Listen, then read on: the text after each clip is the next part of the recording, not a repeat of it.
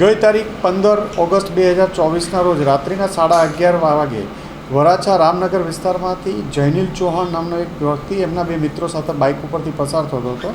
એમની આગળના ભાગમાં એક મોટરસાઇકલ અને એક એક્ટિવા બંને સરપાકારે ચલાવતા હોય, જેથી જૈનિલે ત્રણથી એની પાછળ હોર્ન કન્ટિન્યુ વગાડ્યા હોય.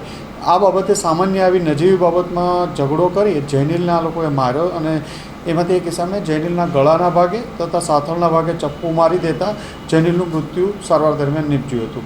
જે બાબતે વરાછા પોલીસ સ્ટેશનમાં વણશોધાયેલ ખૂનનો અનડિટેક્ટ ખૂનનો ગુનો દાખલ કરવામાં આવ્યો હતો. ક્રાઇમ બ્રાન્ચ, વરાછા પોલીસ વગેરે આ ગુનાની તપાસમાં રાખેલા હતા.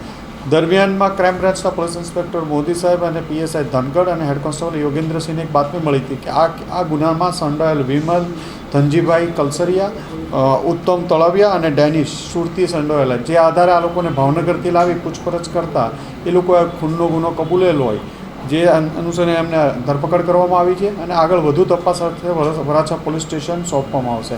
આ તમામ જે ત્રણેય માણસો પકડાયેલા છે એમના વિરુદ્ધ અલગ અલગ ગુનાઓ નોંધાયેલા છે. રાયોટિંગ, હથિયાર ધારાના વેપન, આપણે ચપ્પુ સાથે પકડાયેલાના ભૂતકાળમાં અમરોલી અને અલગ અલગ પોલીસ સ્ટેશનોમાં ગુનાહિત રેકોર્ડ ત્રણેય વ્યક્તિઓ ધરાવે છે.